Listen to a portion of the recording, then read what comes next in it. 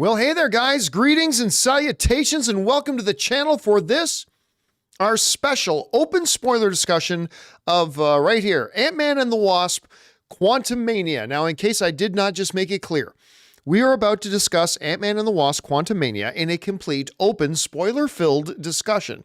So, if you have not yet seen the movie, you might want to come back a little bit later. Maybe add this video to your favorites list and come back later. But if you don't care, that's all fine. I just need to make sure you guys knew that there were indeed going to be some open spoilery discussions about Ant-Man and the Wasp Quantumania. And it's good to have you guys here. Hello to everybody who's already in the live chat. So here's what we're going to do. I'm going to talk for just a couple of minutes about my thoughts on Ant-Man and the Wasp Quantumania. And then we're going to spend the majority of our time taking your comments and questions that you guys are sending in via Super Chat. Now, I'm going to let you know right now, there's already way more in there than I'm going to be able to get to today. So I'm going to get through as many as I can today.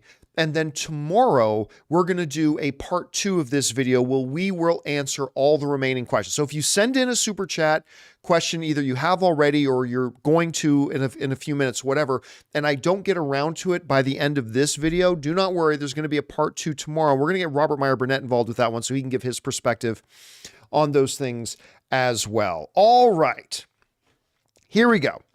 So you guys who watch the channel already know that I didn't really like Ant-Man and the Wasp Quantumania. I didn't think it was garbage. I didn't think it was total crap like some people are overly, in my opinion, super overly exaggerating.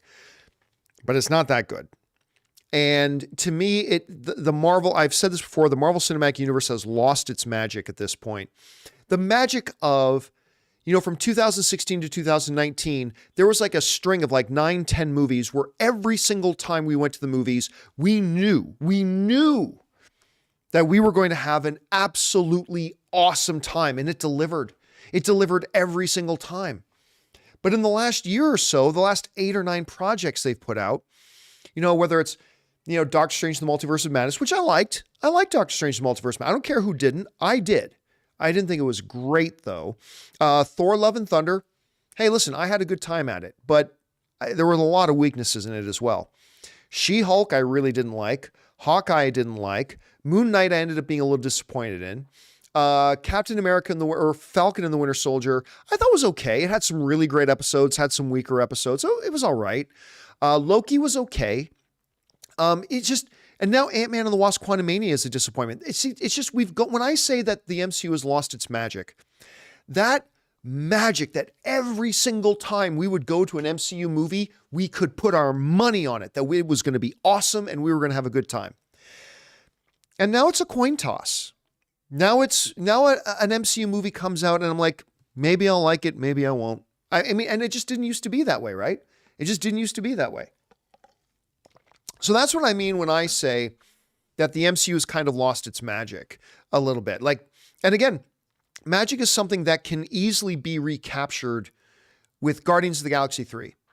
Like Guardians of the Galaxy 3 could come out and it could be fantastic and we could feel that awesomeness again. But yeah, Ant-Man and the Wasp just didn't do it. Let me tell you my biggest problem with this movie. I know this is going to sound silly, but this one thing happened in the movie that it stuck in my head so much I was never able to get over it. And I have several problems with the film, but here's one of them. So all the other Kangs thought that this Kang was so bad and so dangerous that they had to seal him up and prison him away in the quantum realm, right? That's how bad and that's how dangerous this particular Kang was. Such a badass, so dangerous, we had to prison him away in the quantum realm. Okay. You want to tell me why you sent him down into the quantum realm with the actual device he could use to get out? Did anybody else notice this? They sent him into the quantum realm with this device that became the MacGuffin of the movie that he could actually use to get out. It's as bad as in Black Adam when Mega Dude Man is saying it was damaged. Oh, and Kang wouldn't eventually be able to fix it? Like, that's ridiculous. Anyway, it reminded me a lot of, and they're saying they sabotaged some people in Elijah. They sabotaged his ship. Why did you send him in with a ship in the first fucking place? Why would you send him into a prison? I don't care if you damaged his ship or the key to get out's a little damaged or whatever, but it could be fixed. Why did you send him in there with it in the first fucking place? It reminds me of Black Adam, where the gods thought Black Adam was so dangerous and so bad, they put him away in this prison that anybody could find, and on the door to his prison was a simple set of instructions of how to let him out. Do you remember that? She finds the thing where Shazam's trapped, where Black Adam is trapped in, and she goes, just say the word Shazam, boom, and Black Adam comes out. Why would you put away the world's most dangerous being into a prison and then leave a big shiny red button on the door to say, open door, press this big button? Again, why didn't the Kangs just kill this Kang? And if you're going to send him down into the quantum realm, why would you send him down with the means? I don't care if they were broken at the time. Why would you send him into this eternal prison with the very devices he could use to get out? Made no sense to me. Made no sense whatsoever. And that just stayed with me. To me, that was worse than at the end of the film, Kang fighting Scott Lang with an open portal behind him. And he's already beat the crap out of Scott. So instead of now going through the portal and getting out, getting out of the quantum realm has been his absolute obsession ever since he got down there. There's an open door to the portal right there. Why are you taking more time to kick Scott in the face? There's an open portal right there. Why are you monologuing? It's like in The Incredibles. Did you catch me monologuing? Like, why are you monologuing to Scott Lang when you can just go and walk through the door? I mean, there was just so much of that. And the movie had no depth. The whole world of the quantum realm felt like just a sloppy, big CGI slobber fest with, it didn't feel real. It didn't feel magical and wondrous. Like a lot of movies, when they take us into these mysterious worlds, we're overwhelmed with awe of the beauty and the wonderness of it and the strangeness of it and all that kind of stuff. I never felt that once in the quantum realm. Like not once. It just felt like they were in the volume. For those of you who don't know, the volume is that new digital stage that they shoot The Mandalorian on and everything. It just felt like they were in the volume the whole time. It just didn't work. And listen, that's not to say there weren't some big highlights in the movie. There were. A lot. Jonathan Majors' portrayal as Kang was fantastic. I love the dialogue in that scene in the prison when Kang has Janet, or has Cassie and Scott in the prison there, and he's, pin him against the wall. Like all that was a lot of fun. Things like that. MODOK was terrible. Oh my God, MODOK was. I am the ultimate weapon. I am not a dick. I said this on the show today. The one funny line that I admit that made me laugh out loud that MODOK gave was when he says, "At least I died an Avenger." I mean, okay, come on. I don't care if you didn't like this movie. That was funny. Okay, I don't care if you didn't like anything else about the movie. That was funny. I like that part. That was pretty cute. And Scott's reaction of, yeah, sure. Yep. You're an Avenger. Yep. I thought that part was great. But like his whole turnaround, like he's fighting to kill Cassie, full obedience to Kang. And then Cassie says one line to him. It's never too late to stop being a dick. And then just like that, he turns on Kang. Really? Anyway, whole bunch of stuff. And by the way, Jackson Harper from The Good Place, the telepath. Why was he in this movie? What was the point? Like, why do you get a great actor like him and put it literally? His role, I said this at the live event the other day, William Jackson Harper. He's the telepath guy, right? He served no function, no purpose in this movie whatsoever. No purpose. By the way, somebody in the live chat named the viewer saying, "John, did you even watch it? Kang treated him like trash." It doesn't matter. Everything in that movie that we saw of MODOK was absolute 100% obedience to Kang. 100% commitment and dedication to Kang. Doesn't matter how bad Kang treated him. There was no middle ground between I am absolutely 1000% loyal to Kang to one girl saying, it's never too late to stop being a dick. And all of a sudden he turns on Kang just like that. Awful writing. Awful writing. Now let's get back to William Jackson Harper for a second. So a lot of people, including myself, got very excited when we heard that William Jackson Harper was going to be in the movie, right? Okay. I was very excited about that because I really like William Jackson Harper. But here's the entire purpose. Are you ready? Are you ready for this? I'm about to hit you with some truth bombs here. Here was the entire reason, the entire narrative reason for William Jackson Harper to be in this movie. Are you ready? Narrative purpose. Here it is. This is the one reason. Hang on to your shit. Here it comes. They're telling the truth. There it is, ladies and gentlemen. That was it. That was it. That was the whole thing. That was the whole purpose.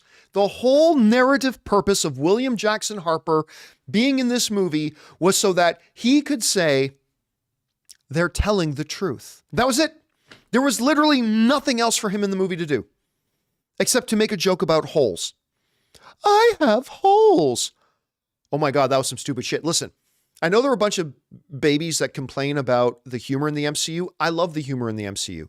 That's what makes it distinct and makes it so successful. The MCU has always known, for the most part, until you have to Thor, Love and Thunder, but the MCU has always known, for the most part, how to balance the dramatic going on the screen and then lighten the tone, then swing. It's like a constantly moving pendulum, right?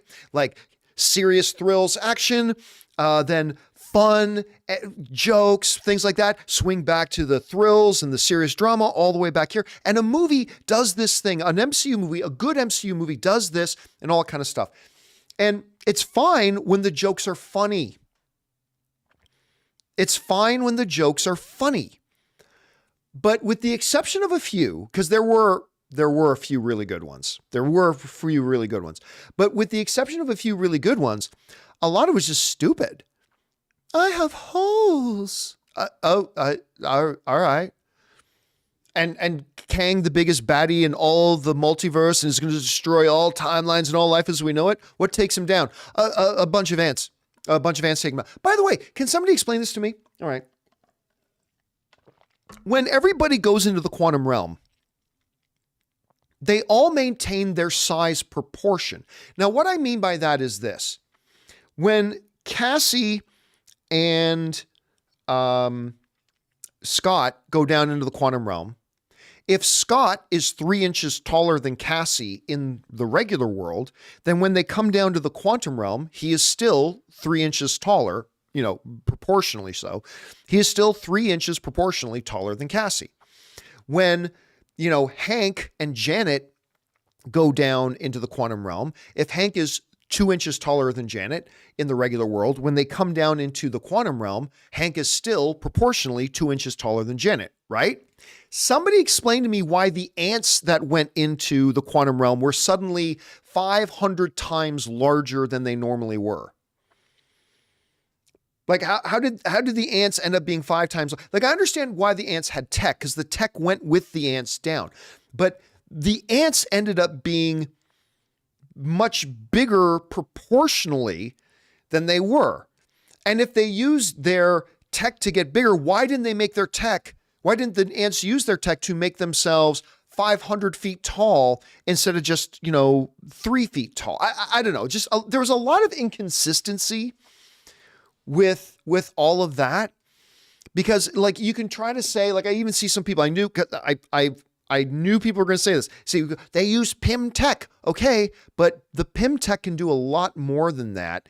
And these ants that are supposedly super advanced, they couldn't do it. Like, why didn't the ants grow to 50 feet tall each when they were attacking the city? I mean, even the old PIM tech that Scott was using could do that. Anyway. Like I said, there were a bunch of moments in the movie I really liked. There were moments that made me laugh. There were moments that made me smile. Most of them were in the real, regular world. Those are the parts that I like the most. Kang was interesting, but here's a problem with the whole multiverse thing that they're doing in the MCU right now. Ultimately, there were no stakes in this movie. Whoa, whoo, we stopped Kang. Woo, boy, did we dodge a bullet. We stopped Kang. Except at the end of this is the multiverse. So there's a million other Kangs. And at the end of the day, it didn't matter. It didn't matter. And that's one of the things that the whole multiverse thing really ruins, I think, for me. It's like, oh no, Gamora died. How sad. Weepy, weepy. Oh, don't worry about it. Gamora's back. Timeline jump. She's from 3 months ago, but she's back. Gamora's back. I mean, like all the consequences, none of it matters. Like even Kang was joking in this movie. Are you the one with the hammer? Like I've killed so many of it. Yeah. So none of them had stakes. None of them mattered. So I don't know, but that's a bigger complaint I have about the current state of the MCU than I should just pin on Ant-Man and the Wasp Quantumania itself. So I'm not going to hold that against Ant-Man and the Wasp Quantumania itself. But yeah, again, just there was no real depth. There was no character arc, no character development. I thought maybe the best character in the movie was Cassie, honestly. And I thought Cassie was going to annoy me, but I actually ended up liking the Cassie character a lot. Again, Jonathan Majors playing Kang. He's great, but again, like what's the Kang just died again? That's 2 Kangs we've had die now, right? We had the first version of Kang we met in Loki and he's dead. Now we met another version of Kang. Okay, but he's dead. I mean, so we're just going to keep rolling them out. And I don't know. I don't know. As you can tell, I get a little bit frustrated. Oh no, somebody's saying in the live chat, Michael Gonzalez saying in the live chat, Kang didn't die. Oh, he died. That was confirmed by all the other Kangs. Like maybe Scott's perception, maybe he could have fooled Scott's perception, but all the other Kangs knew that Kang was dead. So that Kang's dead. That Kang's dead. So yeah. And listen, by the way, CJ Rebirth is saying in the live chat, it's all Sylvie's fault. No, it's not, because here's another big inconsistency. Loki says, the Loki show sets up that because of this choice that Sylvie makes, multiverse happens. All the timelines splinter off, and now we have this multiverse and all the timelines now, right? Okay, but that makes no sense because all these millions of Kangs already existed prior to Sylvie killing that one Kang, the He Who Remains, right? All those Kangs in the multiverse existed pre the Loki series. So what happened with the, again, they've gone so convoluted. They've gone so convoluted because remember, this Kang was got trapped in the quantum realm years earlier, right? That all the other Kangs put him in. This is before the events of Loki. Anyway, it's just a little bit of a mess. It's a little bit of a mess. Still things I liked about it. Still parts that made me smile. I don't think the movie was terrible. I just really disappointed in it, which is really sucks for me because I love Ant-Man. I love Paul Rudd's Ant-Man so much. So I was kind of disappointed with this. Anyway, guys, I've spoken long enough about this. Let us spend the rest of our time taking your comments and questions that you guys have about this movie, if you will. I should mention one other thing. I just influenced put in Bill Murray. Irrelevant. We all knew Bill Murray was never going to be anything more than a cameo in this movie. Like we all knew that going in. Like Bill Murray ages ago talked about he was only on set for like a day and a half. So, I mean, we all knew it was going to be a very, very small part, no big deal. So he kind of played the role of another Jeff Goldblum, if you will. He kind of played that sort of a role. But again, so I don't care. I'll say this too. I don't think more Bill Murray would have made this movie better. I felt like Bill Murray felt completely out of place. Completely out of place. Quite frankly, I don't think he should have been in the movie at all. And I like Bill Murray, don't get me wrong, but Bill Murray shouldn't have been in it at all. But they didn't need more Bill Murray in the movie. So out of all the problems with the movie, I don't think not enough Bill Murray was one of the problems. But, that's just me. All right, let's get over to your questions and thoughts right now. We're going to start off here with Mr. Traco About It writes, remember when Tony Stark had to work to make a scrappy made suit in a cave? Now any 16-year-old can make nanotech BS. Glad I'm checked out of the MCU. Well, okay. In Ant-Man and the Wasp's defense, I will say this. She did not develop nanotech, and she didn't build her own suit. That is something that, Grandpa Hank made her. Hank Pym made that for her, and clearly, obviously, helped her build the telescope into the quantum realm. So it wasn't like some rando. This is somebody who was working with maybe the smartest person in the MCU, or in the top 2 or 3 smartest people in the MCU, and Hank Pym. So I'll defend the movie a little bit on that basis. So I'll give it I'll cut it some slack on that one. All right. Alex Von Gollum writes, I really like the movie. I agree the script needed more passes to propel the film to be awesome. I can't wait to see it for a third time. And that's the beautiful thing, Alex, about all film. It's subjective. Every movie hits us in different ways, and hits all of us in different ways. Movies are an experiential event, and they're art. And as art, I say this all the time, we can 10 of us to stand around a painting, and we're all going to see 10 different things. And every one of us has a different experience with the movie. And if you saw the movie and it was just clicking for you and it hit you the right way, that's awesome. And I'm super thrilled for you. I wish it did that for me as well, but it didn't. But I'm glad you enjoyed it, my friend. All right. Next up, Alex Von Gollum also writes, my favorite scenes were Kang's conversation with Janet. Those were all good. Those were good moments of the film. Those were awesome acting clinics. How Majors conveys emotion with his face is astonishing. Yeah, Majors, look, if you couldn't pick up on it from Lovecraft Country, Majors is an awesome actor. And obviously so is Michelle Pfeiffer. So yeah, there were some of those scenes, the scenes that just really relied on acting ability. Those were the scenes in the movies that I think tended to work. But there you go. All right.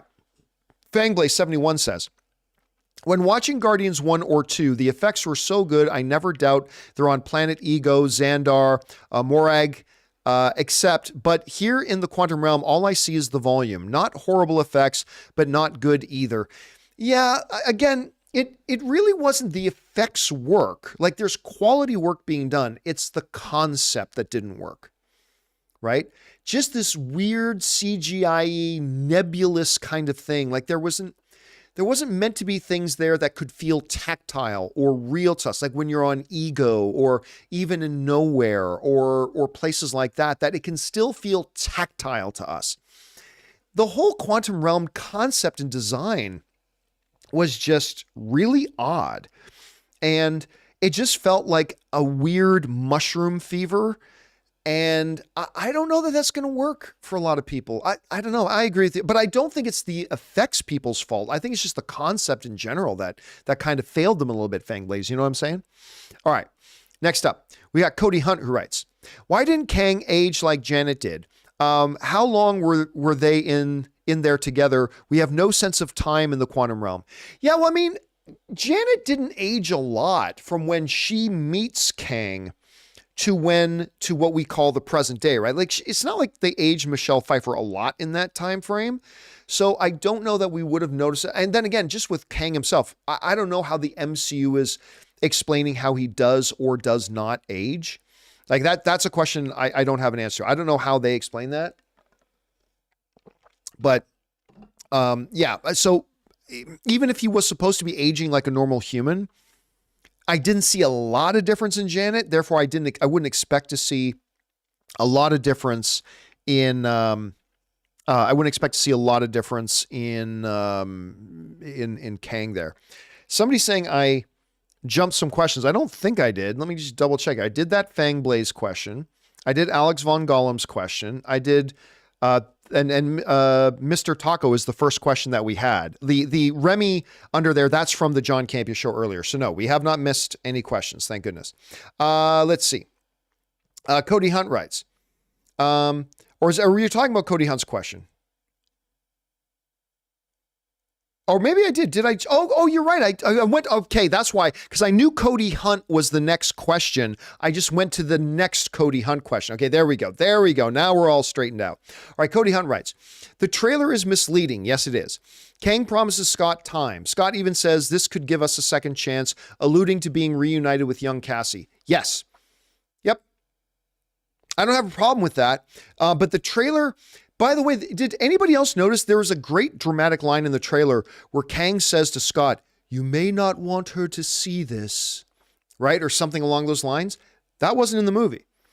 And the whole thing that they made it sound like the plot of the movie was Scott is being seduced by Kang, who is promising him the ability to get all that time that he lost because of going into the quantum realm. All that time he lost with his daughter growing up, he's going to be able to get that time back.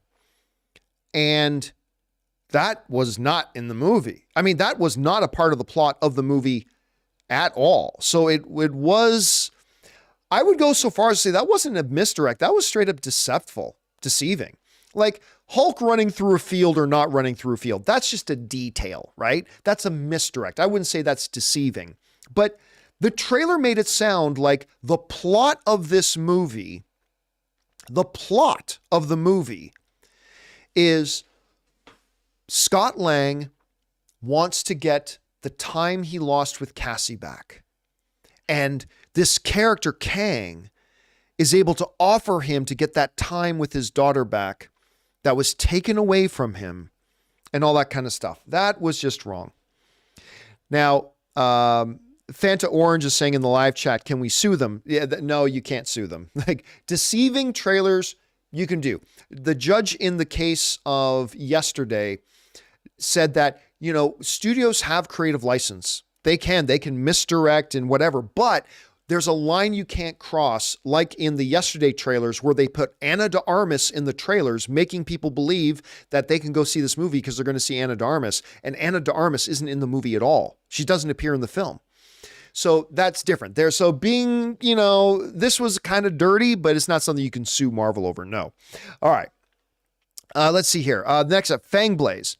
Writes, I agree with Alex Von Gollum. My favorite scenes were with Janet and Kang flashback scenes. The music in those scenes were so good. I like those scenes. I still think my favorite scene, though, like I mentioned before, was Kang and Scott and Cassie kind of in the prison cells. I think those were my favorite scenes in the movie, but those ones were good too. I really did like those ones. Okay. We already did this one from Cody. Next one, Alex Von Gollum writes, one of two. I wonder profusely how Sylvie killing He Who Remains connects with the movie. It doesn't at all. It makes no sense because all those other Kangs were already around in existence. It makes no sense. This whole multiverse thing is gobbledygook, as Rob would say. Did Sylvie's action happen first, then all the Kangs? Nope. All the Kangs were already there. If you follow the timeline, all the Kangs are already there. They had put him in the quantum realm already years earlier. And it makes no sense. I really hope they explain this or fix it or whatever. Murdatana in the live chat is saying maybe Loki season 2 will explain it. Here's the problem though, MCU. You shouldn't have to watch other movies and other TV shows in order to be able to understand the movie or TV show you're watching. Let me say that again, because it's important.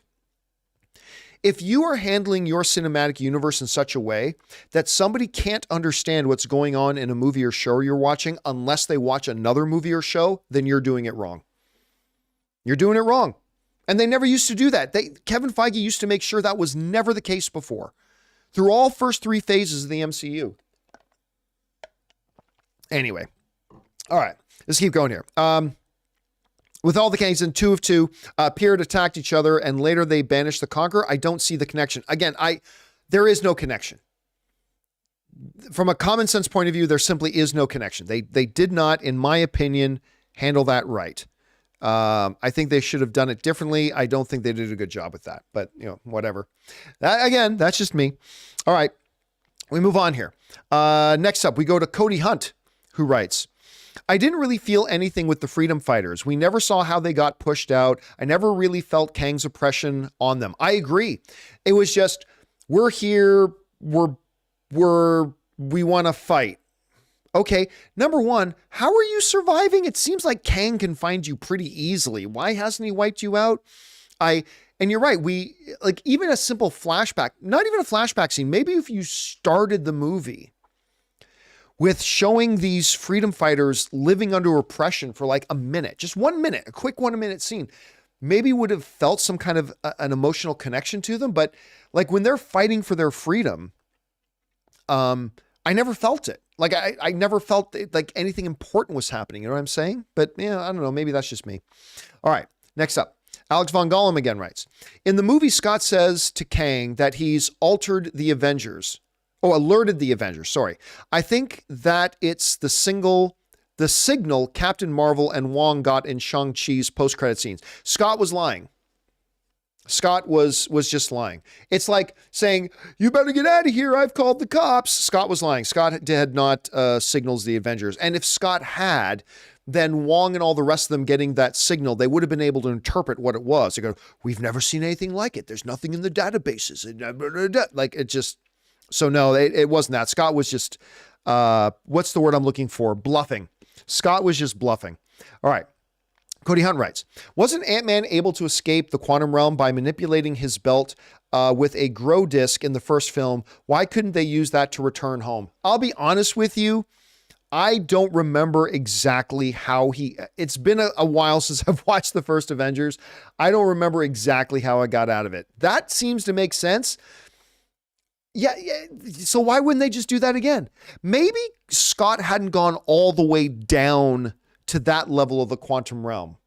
Maybe. Because wasn't in the first movie, he's still just kind of floating around in just some kind of nebulous thing. Maybe he didn't get down small enough to actually go into the quantum realm. I'm not sure. That's a very good question, though, because that does pose another big plot hole. But I think it was that in the first movie, he never got down that deep and he was able to just get out because he wasn't nearly that far down. But I could be wrong about that. Don't quote me on that. I could be wrong. All right. Next up, we got King Ricardo, who writes, how many holes do you have? He has 7 holes, Kang. He was close to having 8. None of that was funny. That character wasn't even funny. Like you gotta make, if you want to have a silly character like that, you got to endear it to the audience first for jokes like that to hit. But instead I popped up on screen. Do you have holes? I have holes. I mean, there was just no weight. Again, that's bad writing, man. Bad writing. All right. Moda Awesome writes, the movie was enjoyable for me up to the 3rd act. Major's performance was great. I agree it was.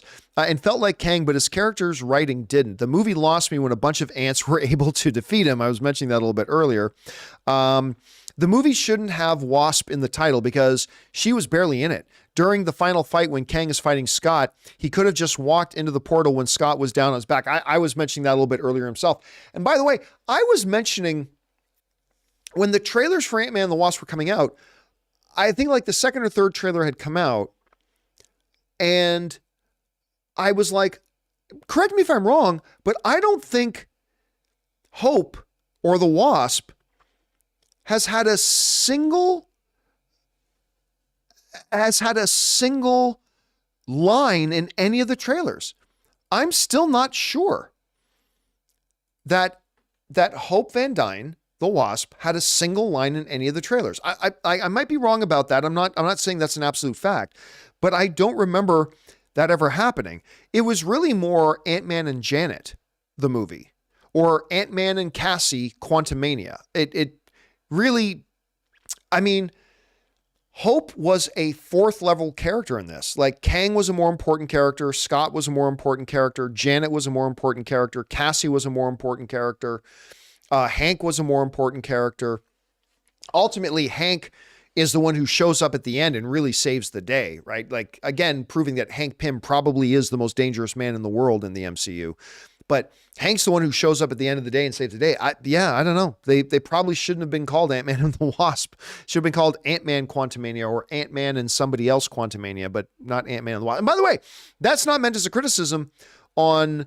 why am I forgetting the actress's name? Good Canadian girl. Anyway, it's not a criticism on her performance. Her performance was perfectly fine. It's just that the way the character was written, it just shouldn't have been called Ant-Man and the Wasp. All right. Let's see here. Fangblaze71 writes, most people didn't like MODOK, but I loved him so much. He was so funny, in my opinion. Rip the greatest Avenger of all time. He was like a brother to me. Or IIP to the greatest Avenger of all time. Man, I'll tell you what. Here's the thing that I liked. I liked that MODOK ended up being Darren.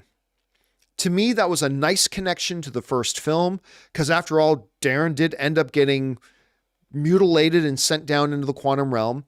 I actually liked that in theory. In theory, MODOK ended up being a re-put together Darren by Kang. In theory, I like that. I think that's a good idea, but oh my God. I am the ultimate weapon. It was bad. And again, he almost redeemed himself. With the "at least I died an Avenger" line. That was a great line. Almost not quite good enough to redeem him, but it was close to redeeming him. Close to redeeming him. All right. Cody Hunt writes, I still don't really understand Kang's motivation before getting banished. To simply conquer the universe, at least Thanos' plan had emotional sense. Yeah, no, this movie never really went much into why did the other gangs send him down to the quantum realm? With a key to get out, by the way. Why did they send him down to the quantum realm? They weren't really, really clear on that, were they? Just that they sent him down there because he's bad. And ooh, he hates them for it. And he wants to get out and burn them all. But they weren't real clear on that. And you're right. It not being clear had emotional or lack of emotional consequences to that. Anyway, Moto Awesome writes, I love MODOK and the Avenger line killed me. I hated MODOK, but that Avenger line was great. I got to give credit where it's due. All right, Fangblaze71 writes, did I miss something? How did they leave the quantum realm? Janet just went on the computer and opened a portal home. Why couldn't Kang do that?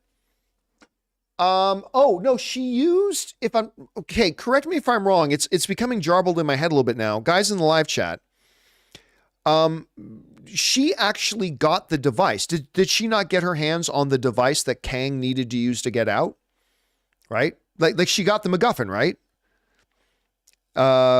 Help me in the live chat, guys. That's true, right? Yeah. Everybody's saying yeah. So the whole little egg battery power cell, it's the MacGuffin. The MacGuffin in the movie that Kang was so desperately trying to get his hands on, they got their hands on it, and they were able to utilize that to get out, because that's what Kang was trying to use to get out. That's why he was after it. That's why he was hunting it, the whole thing. The orb thing. So, yeah, anyway. Okay, next up. We got Miguel Zan, who writes, overall, I had fun with the movie. It just felt so mechanical and so plot-driven, they didn't invest more in developing the characters. Felt like exposition dump and to hype and introduce Kang. That's part 1 of 2. 2. Also, I didn't mind the Star Wars aspect of it. I'm a little worried about the writing of Kang Dynasty. I hope they get a veteran writer instead. Yeah, we talked about that on the John Campea show the other day, that, you know me, I don't like, just because somebody wrote a movie recently that you didn't like doesn't mean, oh, they shouldn't write anything ever again. Like, no. But when I look at Jeff Loveness's resume, he has no big feature film experience. This Ant-Man and the Wasp: Quantumania was really his first big film experience of any kind. And he didn't do great. Now, that doesn't mean I don't think he shouldn't write more movies. I look forward to seeing him write more movies and evolve and develop, but to hand this inexperienced guy with now a shaky outing with Ant-Man, to hand this guy your marquee Avengers property and saying, you're going to write Kang Dynasty. I don't know, man. That seems questionable.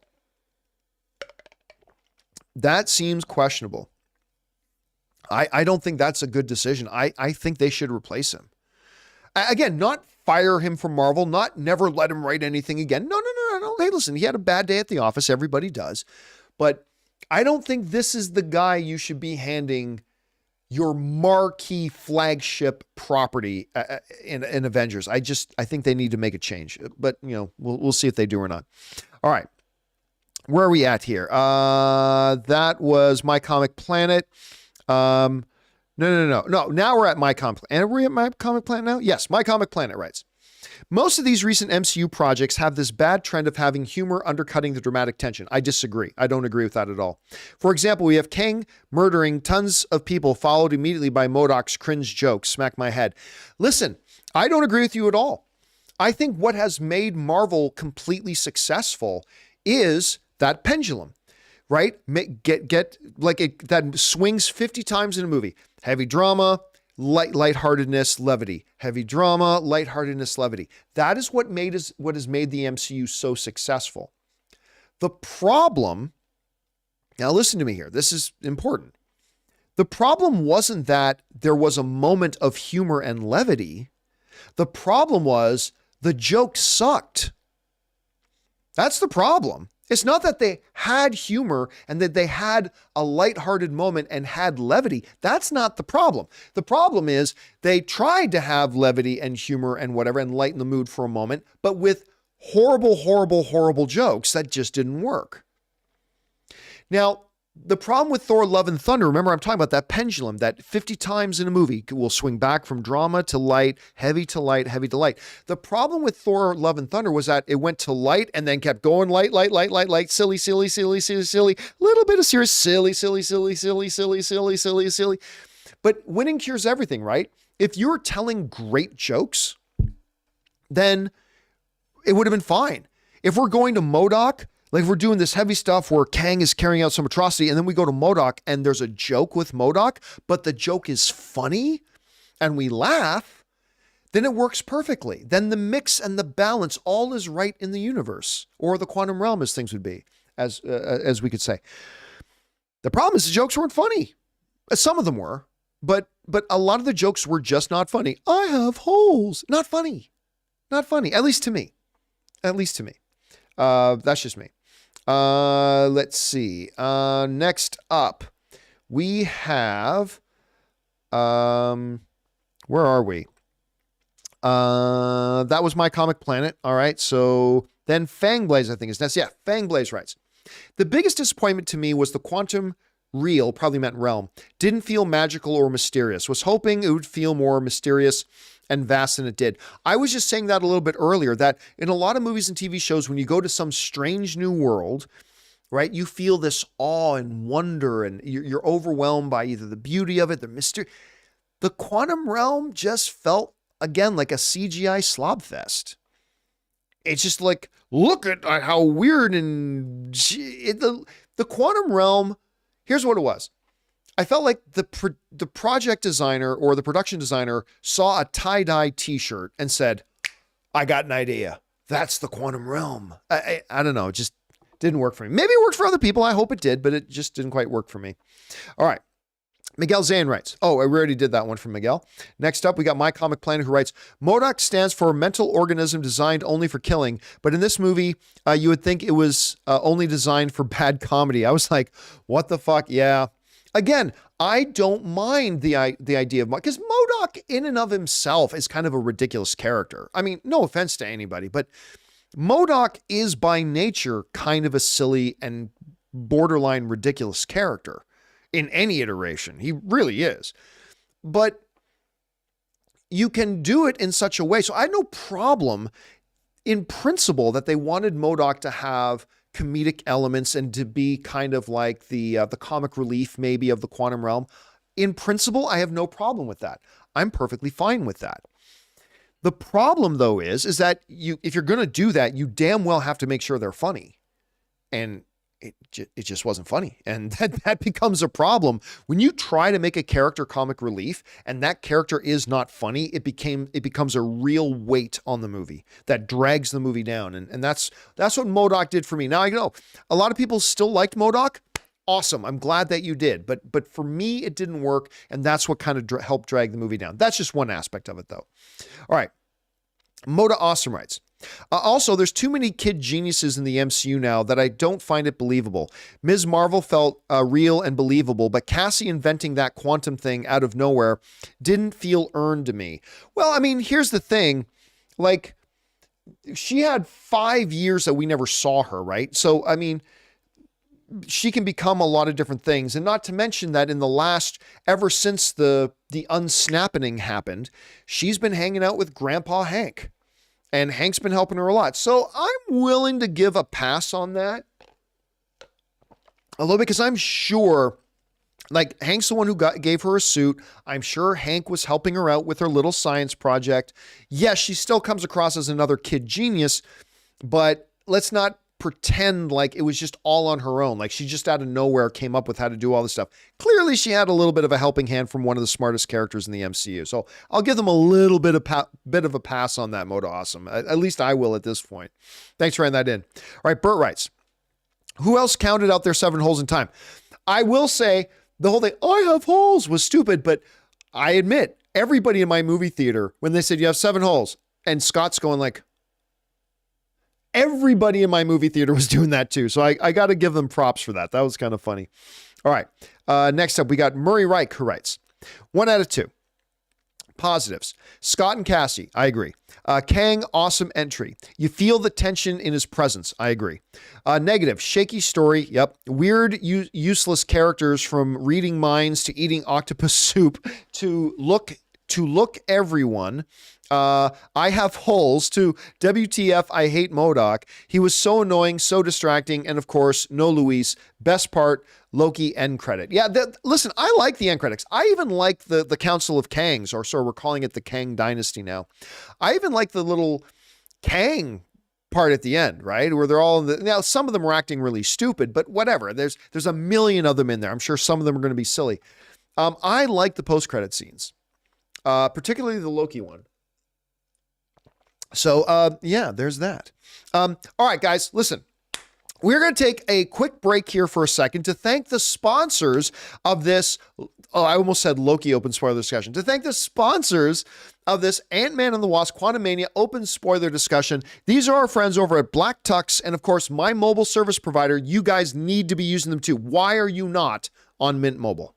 Hey guys, we want to take a second to thank a sponsor of today's video, the Black Tux. It's time we had the talk. You know the one I'm talking about, the one that ends in the 3-letter word. I'm talking about a tux. And when you need a tux, the best place to go to get one is the Black Tux. The Black Tux makes it super easy to get an on-trend, top-quality, guaranteed to fit tux without ever needing to leave your house. So here's how it works. Take the Black Tux Fit Quiz, pick the style you want to wear, and boom, your tux is delivered to your door 10 days before the day you need it. That's plenty of time to try it on and make sure it wears you well. And hey, if the fit's not quite right, say hello to the Black Tux Fit Guarantee. Order a better size within a day or two of receiving the less than great fitting one, and they'll send another one right away at no extra cost. Their expert fit specialist will help you find the perfect style tux or suit and make sure it fits just right. Listen, I've been dubious in the past about online sites or apps that say they can get your measurements, but the Fit Quiz with the Black Tux works great. And man, I wish I had had these guys for so many events I've attended over the years. So rent or buy, the Black Tux is the best place to go when you need a tuxedo for a wedding or a special night. And right now, when you go to thebblacktux.com/Campea and use the code Campea, you'll save $20 off your order. That's THEBLACKTUX.com/Campea, code Campea to save $20. We want to take a second to thank a sponsor of this video, Mint Mobile. If saving more and spending less is one of your top goals for 2023, why are you still paying insane amounts of money every month for your phone bill? Switching to Mint Mobile is the easiest way to save this year. As the first company to sell premium wireless service online only, Mint Mobile lets you order from home and save a ton with phone plans starting at just $15 a month. You guys know I made the switch over to Mint Mobile a while ago. The process couldn't have been easier, and I can't believe that I am spending less than a third of what I was spending on one of the other major carriers before. By going online only and eliminating the traditional costs of retail, Mint Mobile passes the significant savings on to you. All plans come with unlimited talk, text, and high-speed data delivered on the nation's largest 5G network. Use your own phone with any Mint Mobile plan and switch easily in minutes with eSIM. To get your new wireless plan for just $15 a month and get the plan shipped to your door free, go to mintmobile.com/Campea. That's mintmobile.com/Campea. Cut your wireless bill to $15 a month at mintmobile.com/Campea. All right, guys, and we are back. Thank you so much as we took a break there to thank the sponsor of our video, and a big thank you to the Black Tux and, of course, Ryan Reynolds' own Mint Mobile. All right, guys, let's get back over to the questions here, shall we? Where did we leave off here? Oh yeah, Murray Reich. Yeah, again, it is what it is, Murray. All right, next up, we've got 156 Impulse, who writes, I love Kang. Kang is my new favorite villain. I don't care what Kang comes next. I'm pumped. It's just, look, here's the thing. I thought Kang was a great character in this movie. But again, no consequences, no stakes, because this Kang got defeated. Oh, well, there's a million other Kangs. This is the second time we've had a Kang get killed, right? We had a Kang get killed in Loki. Now we've had a Kang get killed in Ant-Man and the Wasp: Quantumania, and none of it matters because there are still other Kangs. There's still a lot more Kangs to come. But I did really like Jonathan Majors as Kang in this role. I really did. That was one of the strong parts of the film to me. One of the reasons why I didn't hate the film. All right. A. Marcellus writes. Oh, no, sorry. Another one from 156 Impulse who writes, I cannot wait for Loki season 2. I personally believe Loki was the first start for the next phase. I am so excited for the Kang Dynasty. I want to be excited for Kang Dynasty. I am looking forward to Loki season 2. I want to be excited for Kang Dynasty, but right now, and only right now, we still got a long way to go until Kang Dynasty. I'm just saying, right now, Marvel hasn't done anything to get me excited for Kang Dynasty, right? They just haven't done anything to get me there yet. And they just gave us Kang, but that Kang is now dead. So the Kang that I spent an entire movie getting to know and feel this threat and this fear for, yeah, he's gone now.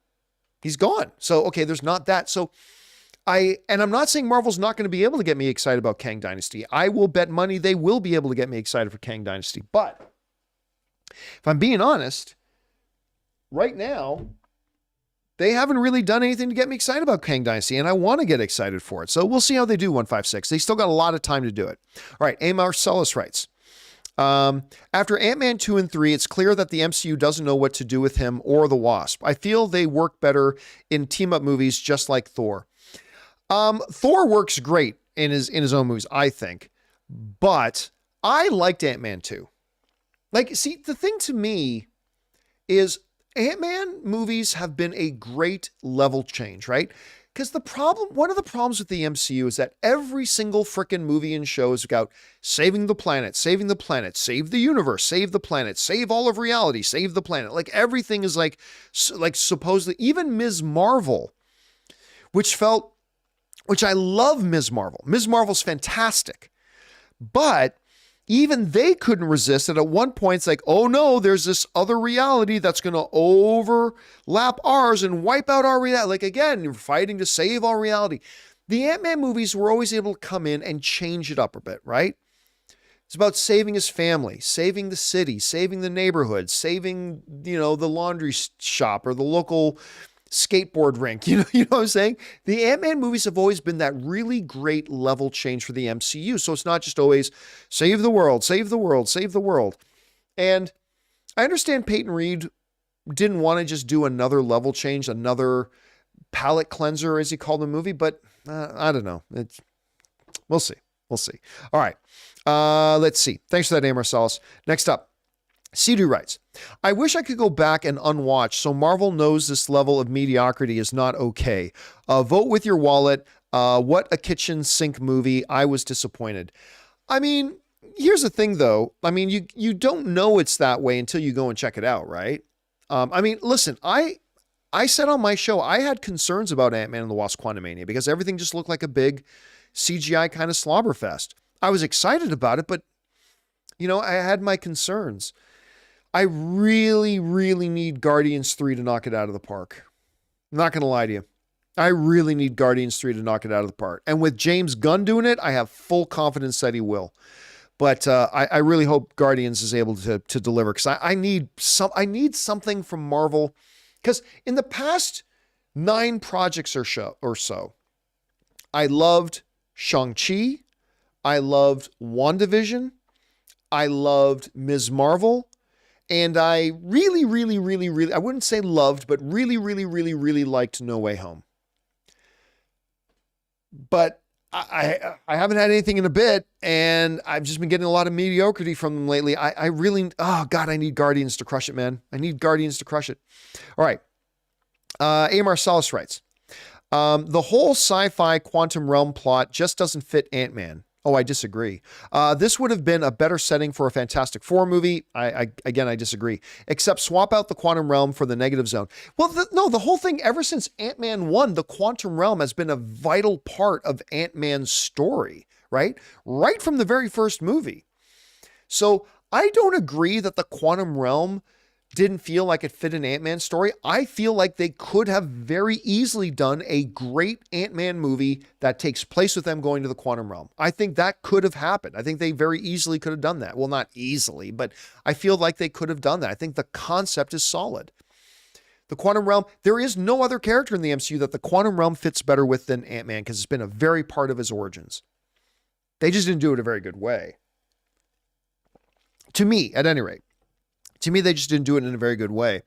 Fantastic Four, I don't want them in the negative zone, to be honest with you. I'm getting so fucking sick and tired of multiverse, negative zone, quantum realm, blah. How about a fight in New York? Remember when the MCU was awesome? Remember that? It was a battle in New York City. It was a battle raging above the Triskelion. Is that how you pronounce it, by the way? Was that the Shield head base, the Triskelion? Am I saying that right? Anyway, back when the MCU was awesome, you had, a fight in Sokovia. Even though that is a fictional place, I'm just saying. But even the Guardians of the Galaxy, right? Like, while they're in the galactic realm, and sure, there's a place called Nowhere, but even Nowhere felt like, some kind of street bazaar. It felt kind of like I'm kind of getting over a little bit, if not already very much over the psychedelic, we're in the cosmic underworld, belly nebula, quantum rays of several physics, tie-dye t-shirt wearing goobly goops. I'm kind of over it. Just get, like, even Thanos, like somebody just brought up in the live chat, even Thanos, right? Like, it was like his feet were on solid ground. Even his world, while alien, it was tangible. And I don't know. It is. Like, I'll tell you what. I knew I was on thin ice with the MCU back at CinemaCon last April when Kevin Feige came out on stage and told the audience the next stage of the MCU is the multiverse saga. And I remember when he came out and said that at CinemaCon on stage, my heart sank in my chest a little bit. I was just, okay, well, in Kevin Feige, I trust Kevin Feige. I do, and I still do. So let's see how this turns out. But I'm telling you, it's not working for me. And I think it's alienating to the general movie-going audience. And I think the fact that we have gone now, what? How many movies in a row? What, by the way, my sense of calendars is really off, guys. Help me in the live chat. What came out first? Spider-Man No Way Home or Eternals? I think Spider-Man No Way Home came out first, right? Help me in the live chat. What came out first? Spider-Man No Way Home? Is that the one that came out first? You guys are saying Eternals came out first. Okay, so Eternals came out first. All right, so if we take Spider-Man No Way Home into account, then Eternals, Spider-Man No Way Home, Doctor Strange and the Multiverse of Madness, Thor Love and Thunder, Ant-Man and the Wasp, Quantumania. And by the way, I see what Amir said. I don't care what anybody says. I don't care. Eternals is a good movie. I don't care what anybody says. So take that for what you will, but shove it. I thought Eternals was a good movie. And if you didn't, that's fine. It's all subjective. But the MCU was averaging $1 billion a film. Some were a little higher, some were a little bit lower, but the average, remember we did the math on the John Campea show a long time ago? The average MCU movie was making $1 billion on average. Well, Eternals, and if you want to put in Black Widow in there somewhere. Oh, and by the way, and Black Panther 2. So let's go. Black Widow, Black Panther 2, Eternals, Spider-Man No Way Home, Doctor Strange and the Multiverse of Madness, Thor Love and Thunder, Ant-Man and the Wasp, Quantumania. Okay. While the MCU was averaging $1 billion a film, only one of their last 7 movies have made $1 billion or more. and that was Spider-Man No Way Home. Made 1.9. Huge hit. Massive hit. They made money. They've made money, but the average was $1 billion. 6 of the last 7 has not hit $1 billion. Oh, and Shang-Chi. Shang-Chi as well. Shang-Chi's fucking awesome, but Shang-Chi, I mean, it was still in the middle of the pandemic, and so was Black Widow. You got to give it a little bit of a pass on that. But they've had like, what, 1 out of their last 7, 8 films did not make $1 billion. None of them got there. Doctor Strange made a lot of money, made $900 million. Thor Love and Thunder made a bunch of money, got into the $700 millions. But I mean, I think what we're seeing here is that I do not think this whole multiverse gambit of theirs, I think it's alienating a lot of the general movie-going audience. And I know a lot of the hardcore sweaties will be like, I love multiverse. Okay, cool. But, you know, I think there's a lot of strong evidence to suggest the multiverse stuff, the wild, wacky multiverse, psychedelic, whatever thing. I think it is alienating a bunch of the average movie-going audience, and I think we're seeing that. I might be right, I might be wrong, but I think that thing is really alienating a lot of the audience. We'll find out. We'll find out as we get further along. All right. Sorry, guys, I went off on a bit of a tangent there. I do that from time to time. All right. Thanks so much for that, A. Marsalis. All right, next up. Sidhu writes, Rick and Morty humor worked on the show. I'll be honest with you, I'm not even a Rick and Morty fan. I know. Everybody loves Rick and Morty. All my friends love Rick and Morty. Rick and Morty is exactly my kind of humor. But I didn't find Rick and Morty fun or funny. But I know I'm in the minority, so that's fine. Rick and Morty humor worked for the show, but not so much live action. Depends on execution, though. Loveness could stay because Dustin Cretton is much better director, in my opinion. Hey, listen, Peyton Reed is a great director. Don't forget that. Peyton Reed is a great director. All right. I love what he did with the first couple of Ant-Man movies. I love what he did on the Mandalorian series. He's a really good director. Everybody has a bad day at the office, but I am very, very, very excited about Destin directing Kang Dynasty. I just think they need to get another screenwriter. I really think that's important, but we'll see how that works out. All right. Ruben the Cuban writes, Scott had no arc. The trailer implied he was going to be guilted into working with Kang to get time back with Cassie. Missed opportunity, disappointing. I agree. See, without that storyline, there was no development for Scott. Now, they did kind of plant the illusion of character evolution because, you know, Cassie is challenging him at the beginning. He's like, you don't care about things. You've just been sitting on the sidelines. So, like, we get it. You helped save the world. Now you've been sitting on the sidelines. And then they set that up a little bit when they meet the freedom fighters. And he's like, look, we can't help these people. But the problem is, it's not that Scott didn't want to help those people. It's that Scott's number one priority was protecting his daughter. That was his first priority. It's not that Scott didn't care about people. And they kind of tried to artificially,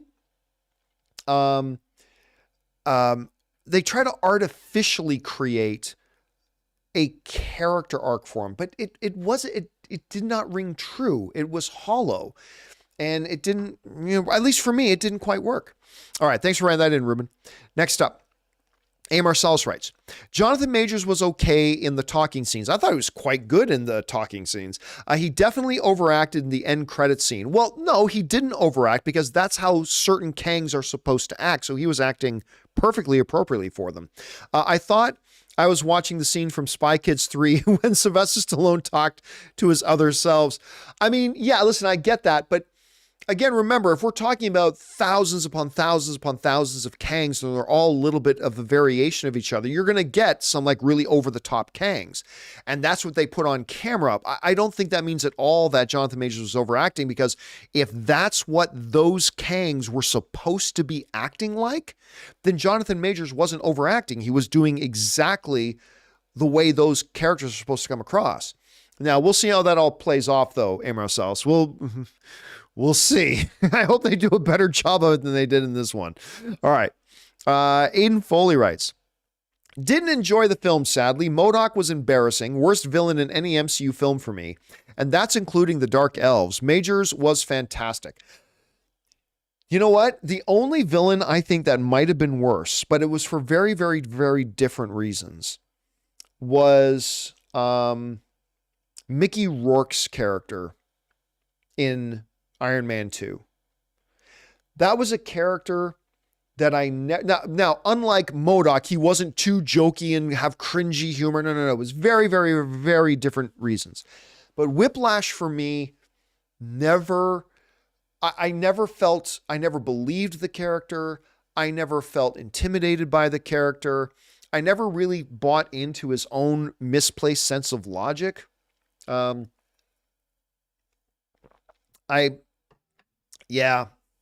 that I might say Whiplash is my least favorite one, but MODOK is right up there as one of the worst villains they've ever had in the MCU. Thankfully, he wasn't the main villain of the movie, though. All right, thanks a lot for that, Aiden.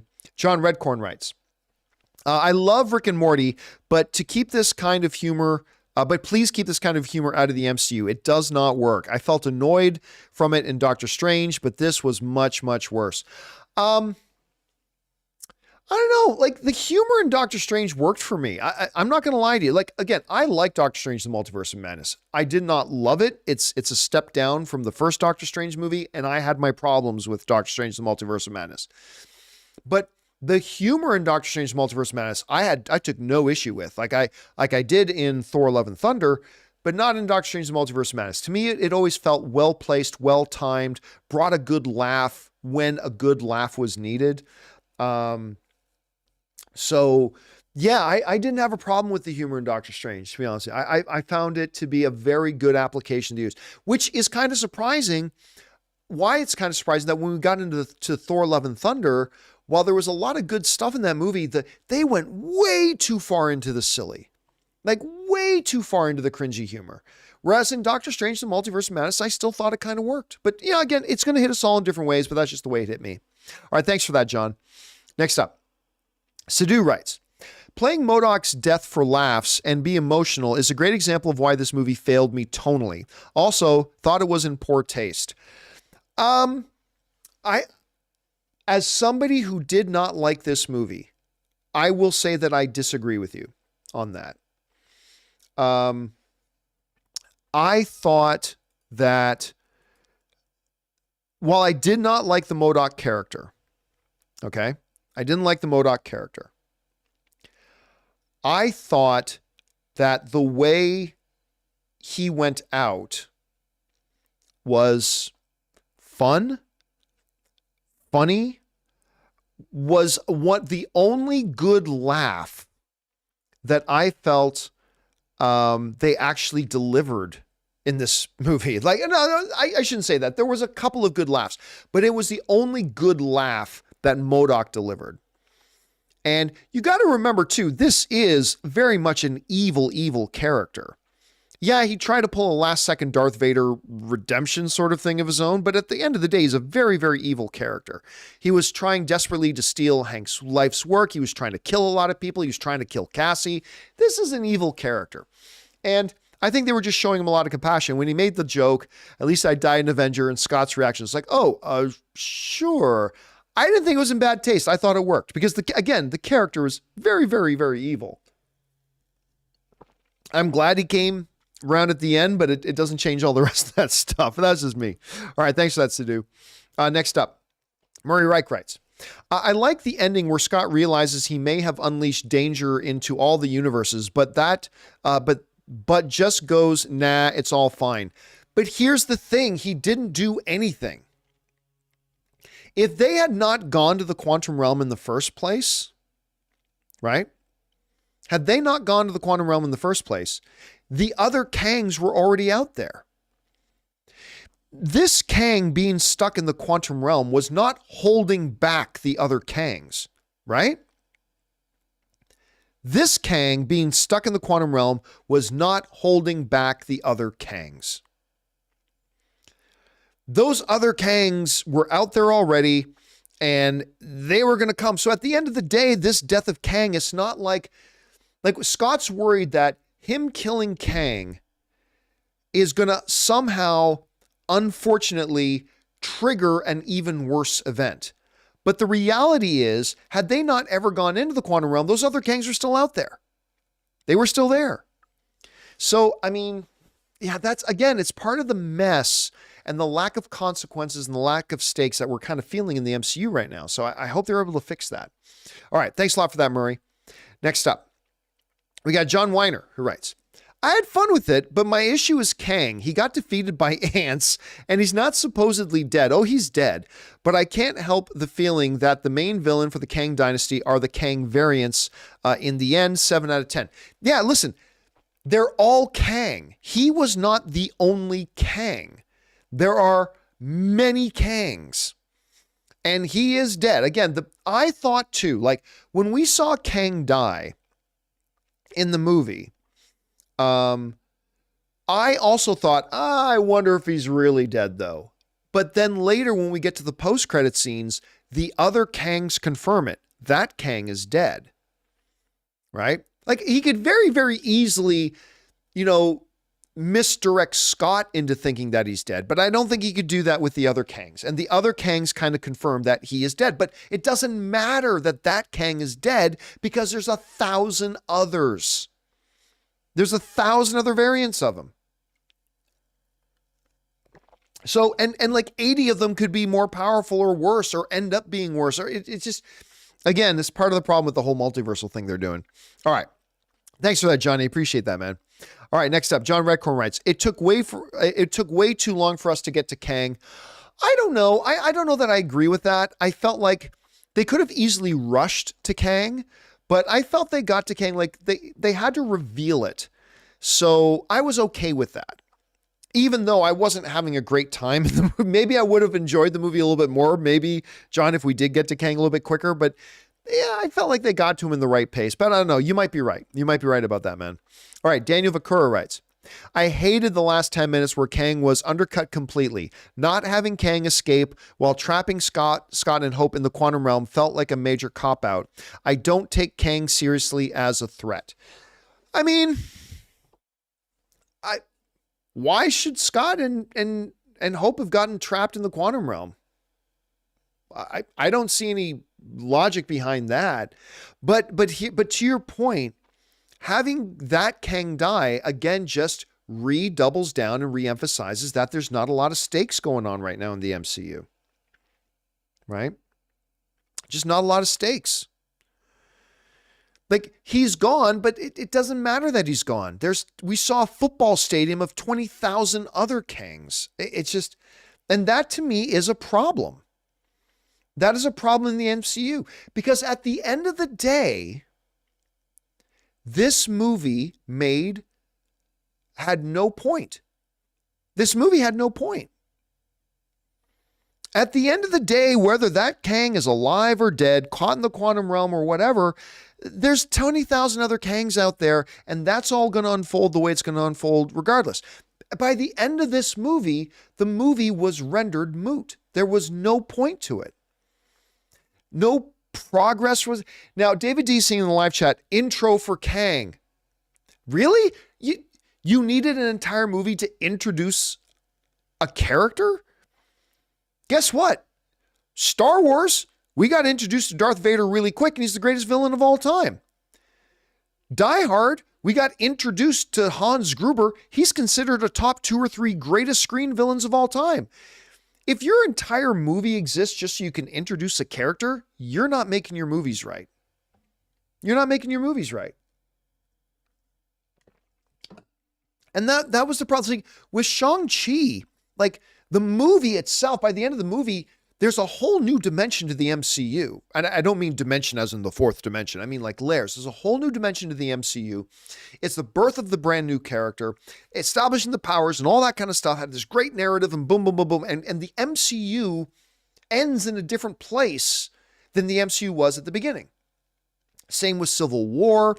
Same with Doctor Strange. Same with all these movies, right? But this Ant-Man and the Wasp Quantumania, it just, I don't know. It just, by the end of it, there was really no point to it. But I don't know. Again, if you just listen to the negative things I'm saying, you'd think I totally hated this movie. And I didn't. There were good things in this movie. There were things and elements I did enjoy. It's just that, unfortunately for me, the negatives kind of outweighed the positives. But again, that's just me. All right. Next up, John Redcorn writes, you think Chapek was mandating MCU films to be 2 hours? Because it felt like there were a lot of scenes missing. Felt the same way about Multiverse of Madness and Love and Thunder. Yes, either Chapek or his banker buddies that were in charge of the entertainment division. Because remember, Bob Chapek created a new leadership structure. He took a lot of the authority away from the studio heads and put the decisions of where movies would go and all that kind of stuff into his banker buddy hands. Of course, what I mean by that is he had this other guy who had worked with Chapek for a long time, but he was a banker. He wasn't an entertainment guy. And this guy was now the leader of this division that made all those decisions about all the movies, from Star Wars movies, Marvel movies, Pixar movies, all that kind of stuff. Do I think there was a mandate came down to stick to 2 hours? Yeah, but I also believe this, and this is unpopular when I say this, but I don't care if it's popular or not. If you're a good filmmaker, you can make a good movie in 2 hours. Star Wars is 2 hours. They didn't need an introductory movie for Luke Skywalker and then Obi-Wan origin movie, and then an Empire origin movie, and then a Han Solo origin movie, and then build up to Star. No, they did Star Wars. 2 hours, made the greatest movie of all time. If you're a good filmmaker, you can make a good movie in 2 hours. That doesn't mean you have to stick to 2 hours. If you have the liberty and the freedom to breathe a little bit more, breathe a little bit more. Go ahead, make it 210, 220, 230, whatever. That's fine. But I do believe, I have no proof of this. This is just me speculating. All right, to be clear, I do believe what you're saying there. That I do believe there was a mandate from the Chapek-led Disney to shorten up those movies, but again, I don't put the blame of the lack of quality in those movies on the shorter time frame, because if you're a good filmmaker, you can tell a good story in 2 hours. But again, that's just me. All right. Let's see here. Next up, Daniel Vakura writes, Casey calling Hank grandpa wasn't believable. He was just dusted and they had no time to bond. I didn't buy Cassie researching the quantum realm as a child with Scott gone. How did that exactly happen? Well, remember, there's been a decent amount of time. Like, when did Endgame happen? Endgame happened, what was it, 2000? Is it 2018 or 2019 that Endgame happened? I keep forgetting. Right in the live chat there. How long ago did Endgame happen for us? Endgame happened like 2019. Is that when it happened? So that was 4 years ago. So a lot has happened in the MCU. Now, we're not 4 years in the MCU removed. The MCU is not saying we are 4 years removed in the MCU from those events. We're just 4 years removed from Endgame in the real world. But there has been time that has passed, right? It's not like the unblippening happened just 3 months before that. Like, time has passed. We've had other new Marvel stories and all that kind of stuff. So she has had time to develop those relationships. And yeah, listen, if she really connects with Hope and Hope's parents are there, yeah, maybe you call him grandpa. I had no problem with that. That part of it I didn't have an issue with. As a matter of fact, the Cassie character itself, I really had no issue with. I had no issue that she had a suit, although it's just another Iron Man suit. Everybody in the MCU has a version of a kind of an Iron Man suit. Only this one was an Ant-Man suit. Anyway, I didn't have any problem that she had a suit. I didn't have any problems that she became fascinated with the quantum realm, and probably with the help of Grandpa Hank had been researching it and help build something. I didn't have a problem with any of that. I didn't have any problem with her character. Again, other than Scott himself, I think she might have been my favorite character in the movie. I actually thought she worked really well. But yeah, the referencing the Grandpa Hank thing, that didn't bother me. I'm going to be honest with you. That didn't bother me at all. I think there are many other things about this movie that did bother me. That one wasn't one of them, Daniel. But that's just me. Anyway, thanks for writing that in, man. Okay. Next up, we got Parker writes, favorite funny line was when they hijack the ship. Hank is the pilot, looks at the gobs of goo. Where are the controls? Janet, those are the controls. That wasn't a bad moment, actually. I don't know if I'd say that was the funniest moment, but that wasn't a bad moment, actually. When he's just looking at this thing, it's like, that was kind of interesting. That was kind of fun. I don't know if it was the Best moment though, Parker? I still think maybe the funniest moment was the "At least I died an Avenger" line, which came from a character that I hated, but it kind of worked for me. All right, thanks for that, Parker. Thanks for sharing your favorite part. All right, Daniel Vicura writes, remember Janet's quantum powers from the second one? Jeff Loveness didn't. No major character had a real arc, and the closest one was MODOK. Just insane. Yeah, listen, I agree. Cassie had no arc. Hope had no arc. Hank had no arc. Janet had a little bit of an arc of having to confront a past mistake. Janet had a little bit of one. I'll give a little bit of one to Janet. Again, Scott had a contrived one that did not ring true. We talked about that a little bit earlier because they introduced a character flaw for him to overcome that wasn't really a problem. So there was that. You know what? It's funny. You're right. I think I have to agree with you, Daniel. The character with the biggest character arc in this movie was actually MODOK. I think you're actually 100% right about that, which is really weird. But yeah, MODOK is the character with the biggest character arc in the movie. You're right. I think you're 100% right about that, actually. All right. Fangblaze71. Writes, the title Ant-Man and the Wasp must have been referring to Janet's Wasp because Hope Van Dyne had like 7 lines in the entire movie. Yeah, I mean, look, it was just a continuation. Like they kind of changed it from Ant-Man in the first movie to Ant-Man and the Wasp in the second one. And then this was just a continuation of that. But you're right. I mean, right from the trailers, I didn't really feel like they were highlighting Hope very much, unfortunately. All right. Jack Fern writes, another movie mentions the Avengers. When do you think we will find out who is on the team? Yeah, again, we were just talking about that this morning on the John Campea show, that as of right now, like the question came up because of a question that Anthony Mackie was asked about who is going to be the leader of the Avengers. But we don't even know who's on the Avengers right now. I mean, Ant-Man is a professed member of the Avengers. Okay, so Ant-Man is on the Avengers. I think we can put together that Captain America will be on the Avengers, the Sam Wilson Captain America. I don't think he's going to be the leader of the Avengers. Nobody knows Spider-Man anymore, so I don't even know if Spider-Man's going to be on the Avengers. I think Shang-Chi will end up being on the Avengers. I think Wong is going to bring Shang-Chi into the Avengers. I think Wong himself will be... Doctor Strange is not on the Avengers, but I think Wong will be on the Avengers. I don't know. I was really thinking that they might reveal that this movie, and they didn't, so I hope they do soon, man. Because we've gone all the way through phase 4 and we have no real idea about who's on the Avengers and who isn't at this point, Jack. All right. CJ Rebirth writes, I enjoyed Darren / MODOK, honestly, as did half of our audience that night. His interactions with Scott, Hank, and Hope were my favorite parts. Hey, listen, again, CJ, that is the beautiful thing about the art of movies. Just because something doesn't work for one person doesn't mean it can't legitimately work for another person. The MODOK stuff for me did not work. Other than the last joke about him dying in Avenger. Loved that. Other than that, the MODOK stuff did not work for me. But that doesn't mean it's not going to work for other people. That doesn't mean it's not going to work for you.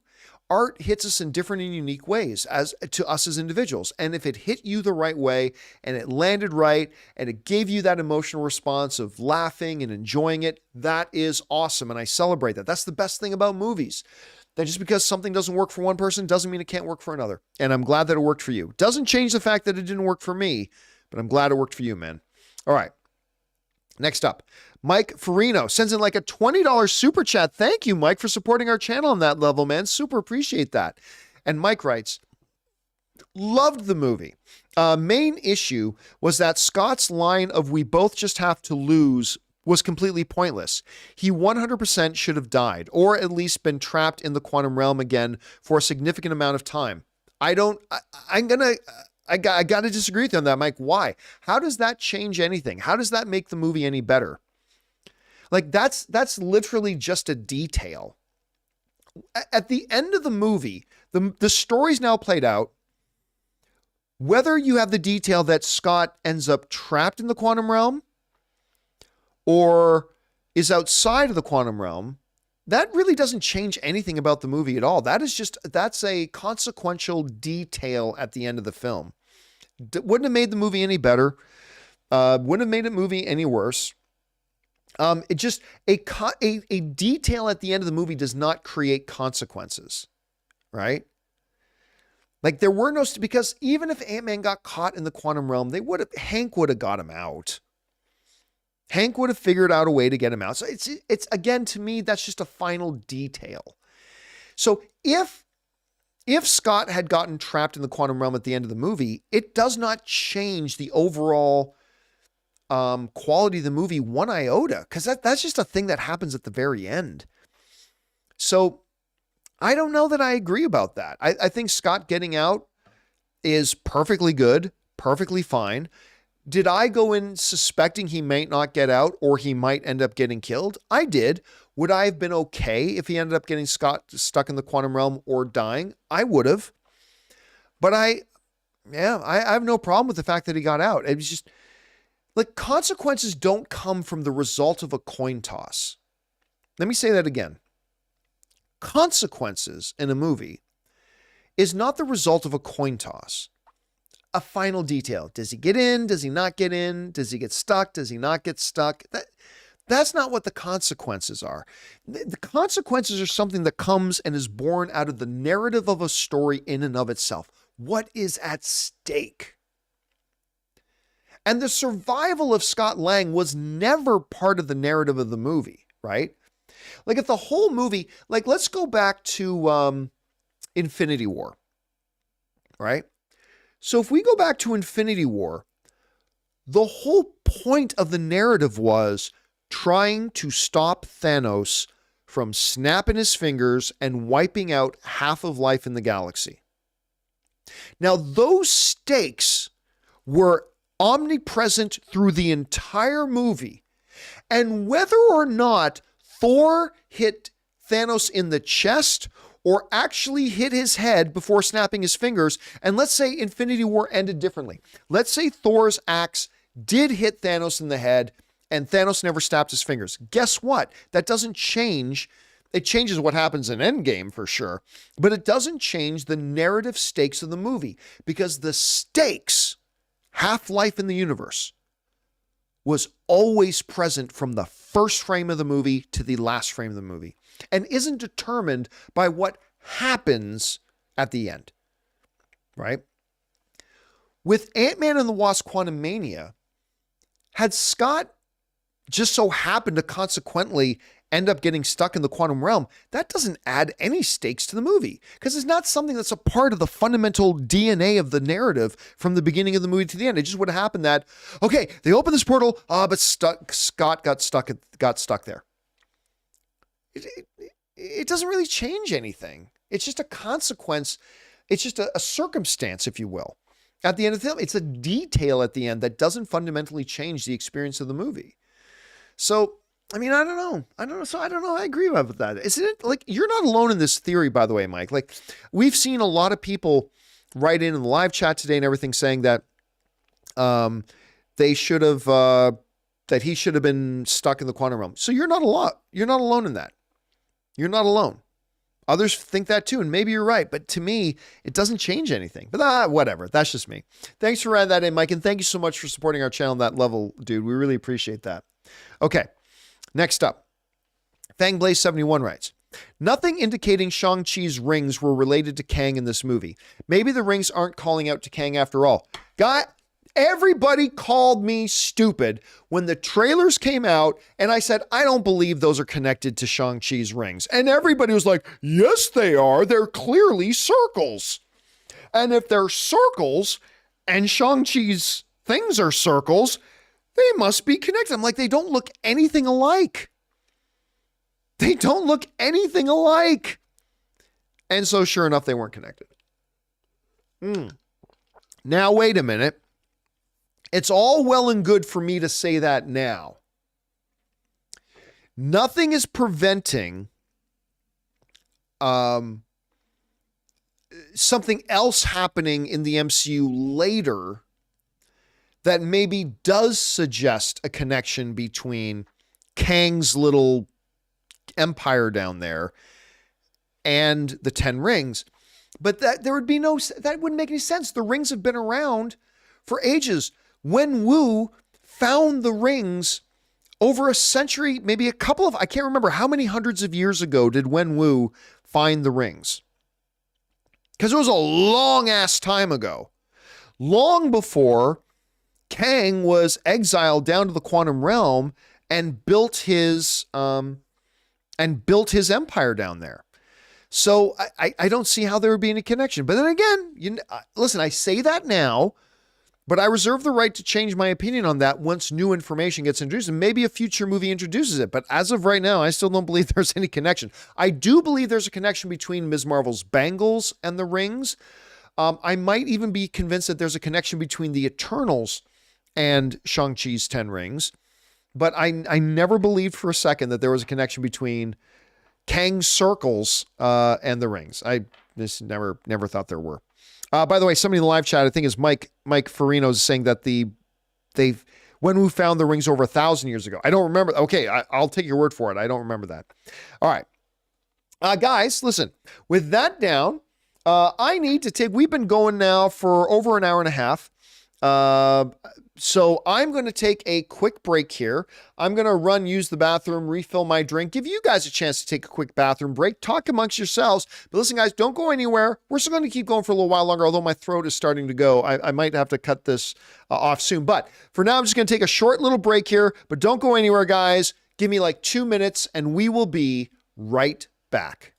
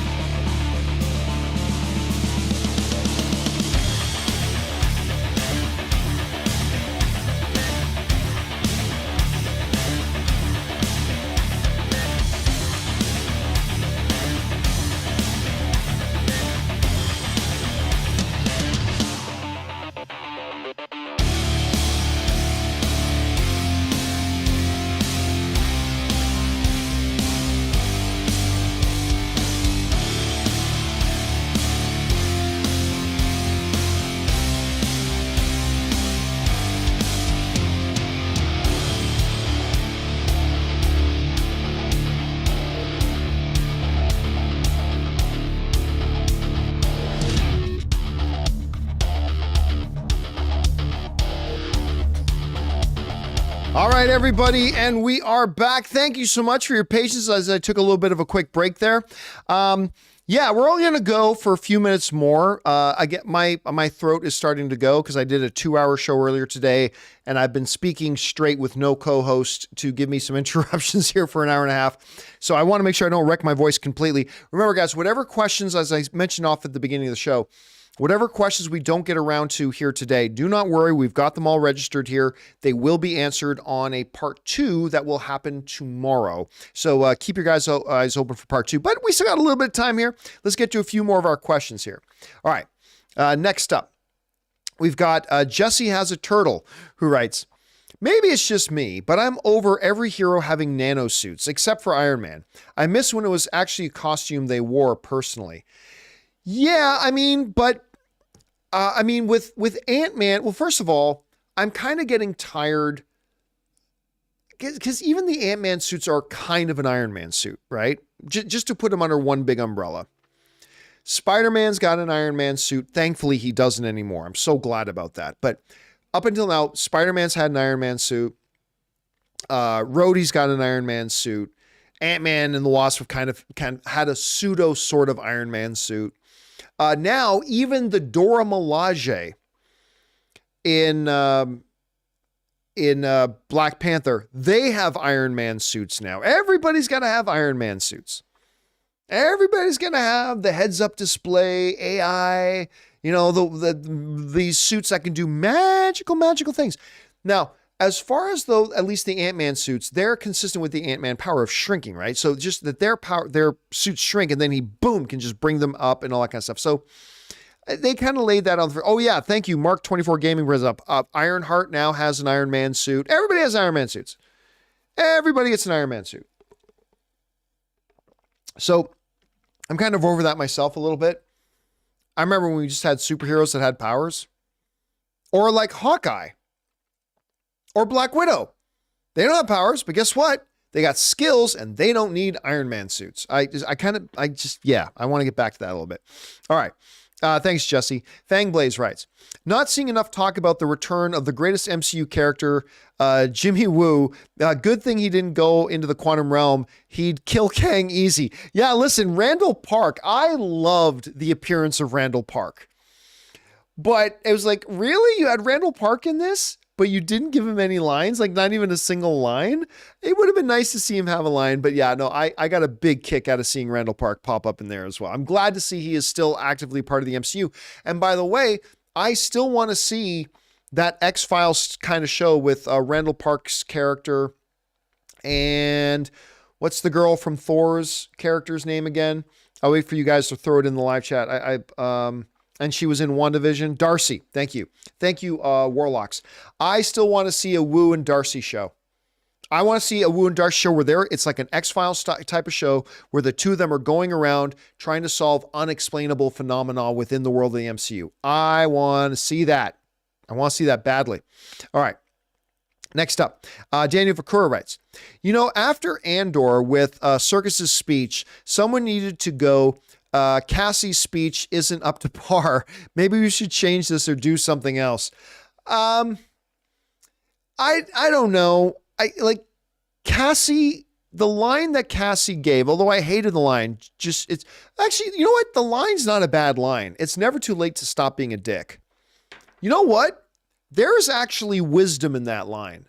There is actually, I will go on a limb and say there is wisdom that is in that line. Just stop being a dick. It's never too late to stop being a dick.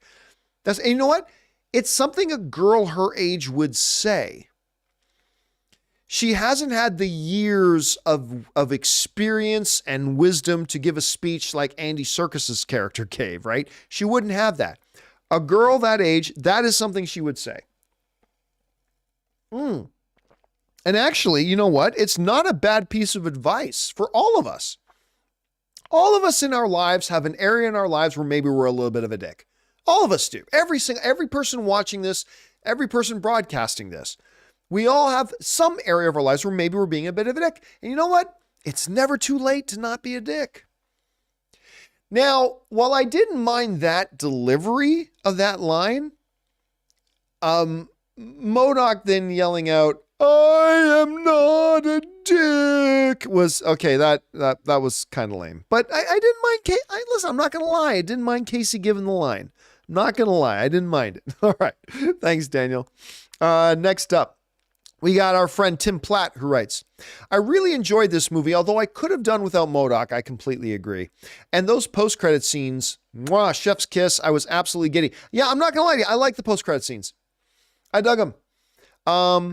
Yeah, it was a little weird with the Kang stuff, and the fact that, again, it just kind of highlights that there was no point in this Kang because there's just 1,000 other ones anyway. But I got a kick out of it. I did. And, of course, the one with Loki at the end, I really enjoyed. I like that one a lot, too. So we'll see how much hope there still is in there, Tim. All right. Next up, we've got Fangblaze71 who writes, "Council of Kangs better be worried about Jimmy Woo. They're about to enter the Wooverse, baby. Jimmy Woo on top, baby." I'm not gonna lie, I love that character. I love the Jimmy Woo character. But you know what? Here's the thing, though. I will say this: with Jimmy Woo, Randall Park's character, making an appearance, why couldn't we get a Luis appearance? I know I sound like a broken record. I get it, but Michael Pena, who is a brilliant actor, helped create this amazingly entertaining character in the MCU with Luis. God, I missed him in this movie. Now, I'm not saying he needed to go down into the quantum realm with Scott and Hank and Janet and Hope. I'm not saying he had to go down there into the quantum realm too, or be a part of the majority of the movie. But I mean, if you could have Randall Park have at least a quick scene at the beginning, and then there's the family dinner at the end, why wasn't Luis invited to the big family celebration dinner? He's been a close friend of Scott's for so long. Why? And anyway, I love seeing Randall Park in there. It just kind of made me miss Michael Pena even more, though. He really should have been in there. Anyway, that's just me. All right. Next up, Fangblaze also writes, don't know if you could tell, but I like Jimmy Woo. Dude, I'm with you. I love the Jimmy Woo character. I want to see him and Darcy have their own show. Keeks Luna writes, one of two. This movie felt like the writers took a canceled Star Wars script and adapted it for the MCU. MODOK looked too much like a 2000s CGI of Mr. Electric. And 2 for 2 from Shark Boy and Lava Girl. Big gripe is Kang escaping thousands of ants off screen. I wish we could have seen him escape. It had to be a massacre. Yeah, that's true. That maybe there was some point around there where if the camera panned over, you would see like 1,000 dead ants like ripped apart or something like that. Maybe. Or maybe he just snuck out or figured out a way to escape. I don't know. Look, I'm going to be honest with you. Going to be honest here. And what I'm about to say is not going to be popular, but I never worry about what's popular. I'm going to tell you something. There is a part of me that does not mind that because it's consistent with the movie. It was set up in the movie earlier in the film. It was all set up. There's a part of me that did not mind that this army of ants shows up at the end and kind of overwhelms Kang's defenses. Again, because they did it wasn't out of nowhere. They laid the foundation for it earlier in the film.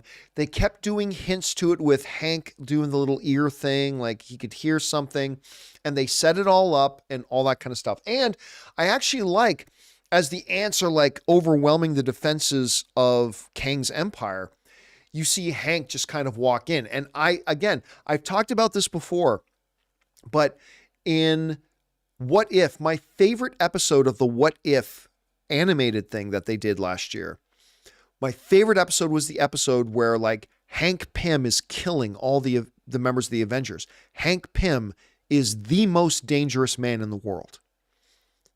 Like, look past the jovial, oh, Janet, I love you, baby. And look past all that.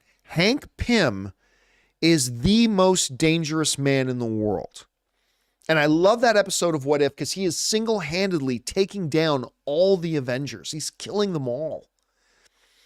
And and having that in my head, that I love that idea that this grandpa-looking sweetheart guy, he is actually, if he decided to turn on the world would be fucked. Because that's Hank Pym. And he'll figure a way to kill all the Avengers, to take down everybody. He'll just do it. So with that in mind, this concept of him kind of like everybody's trying to fight Kang. All right, I'll just show up with my ants.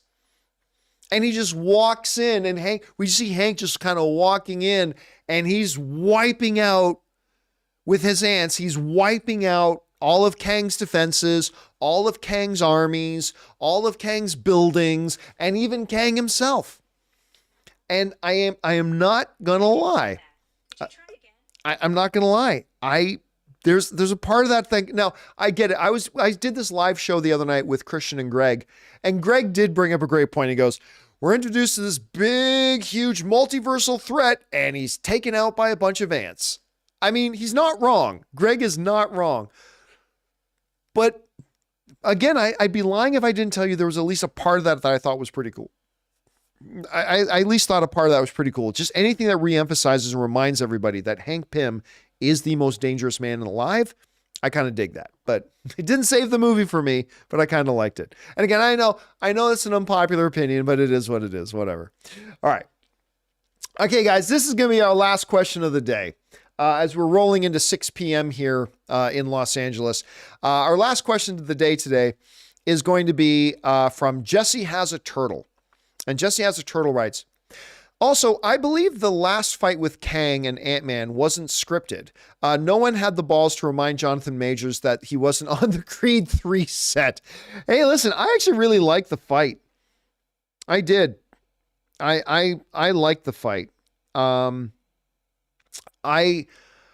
fact that even without his suit, because the ants destroyed his suit, I guess.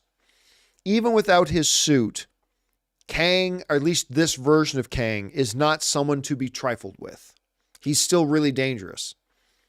And he was beating the living crap out of Scott and all this kind of stuff. And yeah, that worked for me. But I think maybe Jonathan Majors might have been saying, hey, give me a chance to just throw down. Give me a chance, like without the suit, without his powers, give me a chance to kind of show off my muscles, to show off that Kang can throw down. And yeah, that was fine. That was fine. Again, it never explained why his whole life, at least the last number of years, his whole life has been about obsessing getting out of the quantum realm.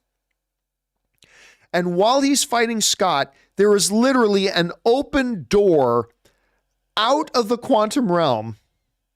There's a portal right there. All you got to do is leave Scott bleeding on the floor and go walk through that portal and you're out of the quantum realm. This thing you've been obsessed with for all these years. And he's like, no, I'm going to stand over here and kick Scott some more and monologue. I'm going to monologue some more. Yeah, just decided that wasn't so important. So that wasn't so important. All right, guys, listen.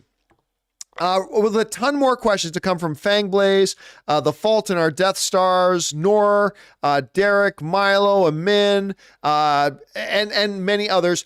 Again, we are going to do part 2 of our Ant-Man and the Wasp open spoiler discussion tomorrow, where we will get to all of the remaining questions. And so if you had sent one in and it hadn't been addressed yet, hang tight with us. It will get addressed in tomorrow's video. But for now, guys, that'll do it for this installment of our Quantumania open spoiler discussion. Thank you guys so much for hanging out with me for the last little while. Really appreciate you doing that. Big special thank you to all you guys sending those super chats, number one, because you give us great, interesting things to talk and think about when it comes to Ant-Man and the Wasp Quantumania. And of course, you supported our channel as you did it. So thank you to all of you guys for all of your support. Don't forget to come on back and join us again tomorrow for the next installment of the John Campea Show. It'll be me, Rob, Chris Carr will be there. Of course, tomorrow we've got our part 2 of our Ant-Man and the Wasp Quantumania discussion. Lots of things going on at the channel. Hope you guys will come back and join us for that. So that'll do it for me, guys. Thanks a lot for being here. And until next time, my friends, bye-bye.